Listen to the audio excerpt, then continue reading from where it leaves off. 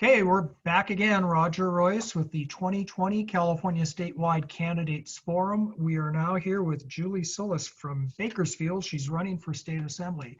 So welcome, Julie. Tell us a little bit about yourself. Good afternoon. Thank you for having me. Hi, my name is Julie Solis, and I'm a candidate for California State Assembly representing California's 34th District in Kern County. I have a vast district that spans out from the rolling hills to the food and agriculture that feeds the world, from oil drilling to the homeless, and everywhere in between is Kern County. I'm proud of my community, I'm proud of my neighbors, and I joined with them and decided as a grassroots candidate and a grassroots community activist to run. We are a stronghold, a Republican here in Kern County, and so we're a very conservative county. We don't have many leaders and elected officials who are really fighting for the real issues that are affecting our community. We have issues, everything from our water wars. There's a delicate balance between our climate, our environment, saving our precious wildlife, and also providing water for humans. And we can't forget about the water that we use to grow the food that feeds the world. So water is always a huge issue here. Kern County, another huge issue here is police. We have this movement going on right now with the Black Lives Matter. However, you can see on this list I keep next to me. Let me show you real quick. These are the names of folks that have been murdered and killed by police officers in Kern County. We're actually #1 in the country for police killing citizens, residents. And so there's a lot of work that needs to be done in Kern County. So whether we're fighting for water for our farmers, whether we're fighting for some sewers for the Taft area, or whether we're on the street seeing why folks are being killed, there's a lot of work to do. And we need representatives who are really going to stand up and fight for us, and not only appease the folks that get them elected into office. Here in Kern County, it's a lot of favor for favors. And so a lot of the folks that are elected, once they're elected, they have to repay those favors. And we see that in the way that they vote. We see that when they don't want to see community members. When the folks that help get them elected, and once they're elected, they won't meet with them. So we have a lot of campaign reform that needs done, especially within the finance reform. I'm a grassroots activist, as I said earlier. I got into politics almost 4 years ago. My husband got really sick in 2007. It was Christmas time. We thought it was the flu. Fast forward 6 months of misdiagnosis, and on his deathbed, they found valley fever in his brain. My husband's been living with cocci meningitis for 12 years now. We lost all our financial security. We were homeowners. Our kids had college savings CDs at Bank of America. We had mortgages. We had a life. We were living the American dream.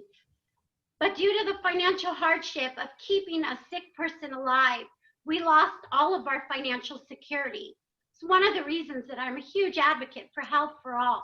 Nobody deserves to go bankrupt because they get sick. The past 4 years, I decided to become public because valley fever numbers continue to increase. California spends over $70 million a year on valley fever treatments, hospitalizations. We're not talking about the medication that keeps these people alive. Even with a mild case of valley fever, it lasts about 9 months. And so when we talk about what affects budgets and communities, illnesses like this, it's environmental. There's nothing we can do for valley fever. It's a fungus that grows in the soil. And so when I noticed the numbers increasing 4 years ago, I became public as an advocate. And that led me into politics. When our local health department didn't have any money for funding, they told me that was the reason that they could not do any awareness. And so I just started researching, and I found out that our county gets the budget and they do that, and the state and I kind of learned the whole system of how to make things happen.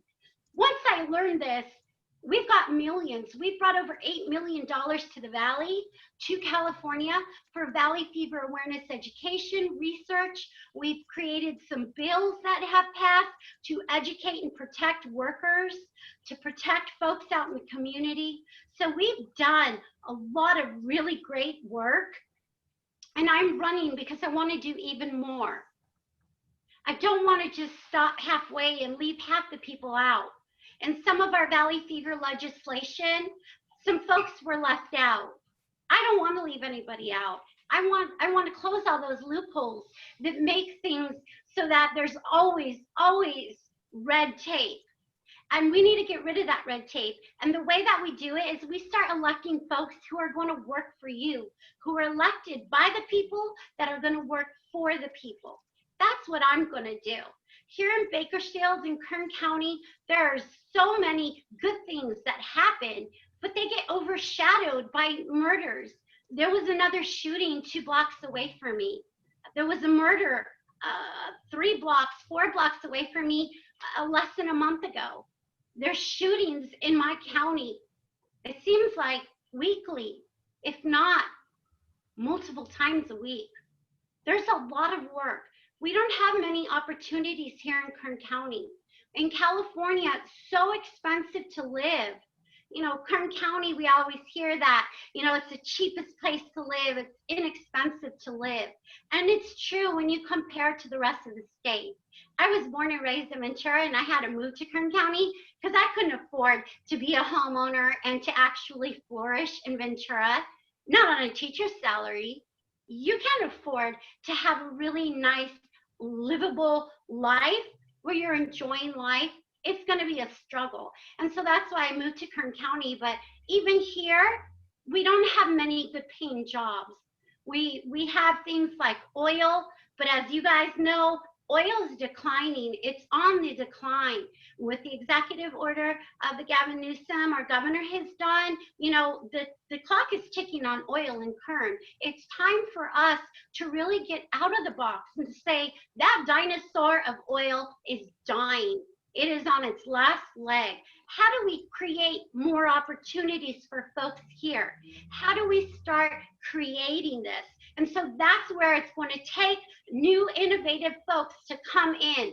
People from the community that have heard the community, that have rose up out of the community. And that's what I've done. I've been poor and I've been middle class, very comfortable in my life.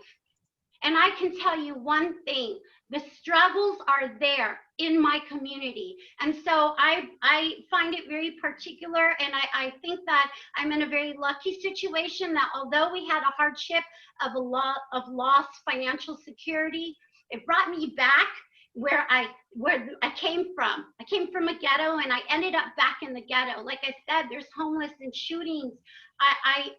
I know what needs to be done and I'm ready to do it. So my name is Julie Solis and I'm from Bakersfield, California, and I'm a candidate for California State Assembly representing the 34th District in Kern County, California.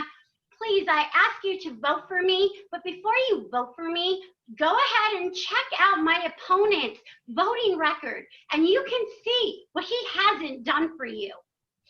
COVID is happening right now. He voted against COVID protections. So there's a lot of things, if you look at that, then when you're done looking at his voting record and you've seen what he hasn't done for you, come on by and check out juliesolis.com. Let's build back a better California, because I was born and raised here and there's nothing and no greater place than California. So thank you all for being with me today. I'm happy to answer any questions. So thank you for this opportunity to speak with you all today. Well, thanks very much, Julie. So we do have some questions from the audience. One question is, so you've talked a lot about law enforcement and some of the issues you have in Kern County and specifically Bakersfield. So the question is, what is the right approach to working with police and finding the right balance? So I think that it really comes down to starting with police engagement in communities. When a police officer drives by and he sees kids in the yard, a smile and a wave, simple things like that. When we talk about restorative justice in the community with the police, I think that the police need to live in our community. See, what's going on here in Kern County and across most of the state is we have these police come into our neighborhoods, and they don't treat my neighborhood like they treat theirs. I promise you that. I used to live next door to a police officer before my husband got sick. And he didn't treat our neighborhood the way he treats these neighborhoods over here that I live in now. And so it's going to start with building relationships. The community is afraid of police, and it starts at very young ages. And so some things that are very simple in training with police officers is that they need to understand that kindness and smiles can go a long way. I sit on my porch every night, and I live on a busy corner, and I see police driving by. Never once have they ever smiled, never once have they ever waved or made me feel welcoming. Instead, I've been questioned, my children have been questioned, and it has not been a welcoming atmosphere. And so I think that very small things like that, there are large systematic changes that need to happen, but I'm talking about really small changes that they can start implementing today. Smile and be kind in your community. Okay, thank you. So I think I heard you say that you're a teacher, you're an educator, or you were? So when my husband got sick, I was in my senior year. So I graduated. I have a bachelor's in liberal studies from University of Laverne. I substitute taught for 3 years, but due to my husband's illness and disability, I've been his caretaker. And so I still I haven't substitute taught in a while. I still do tutoring and things like that.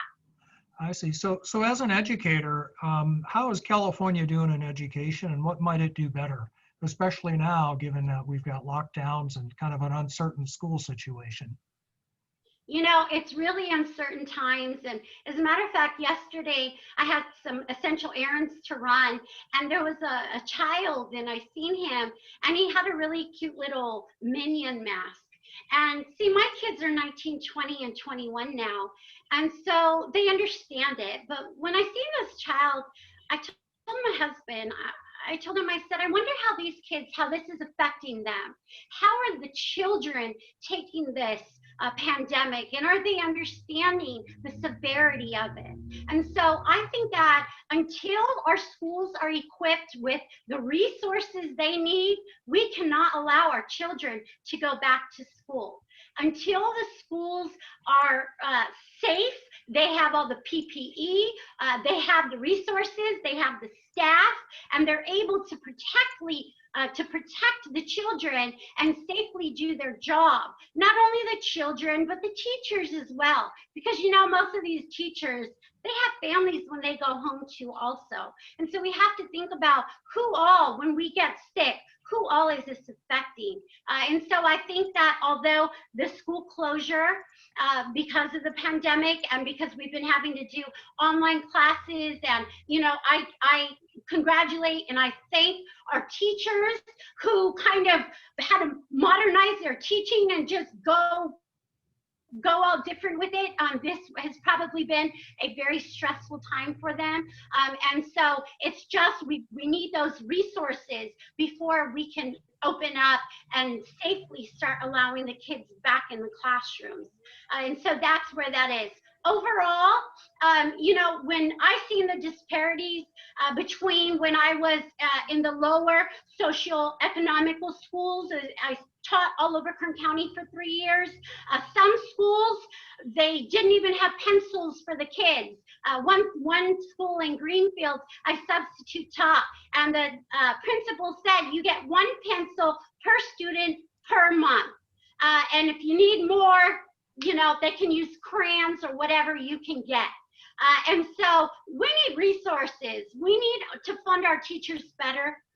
If you've never stood in front of a classroom full of kids and you're the only adult and you have to teach them all, you will never understand the thankless work that teachers do.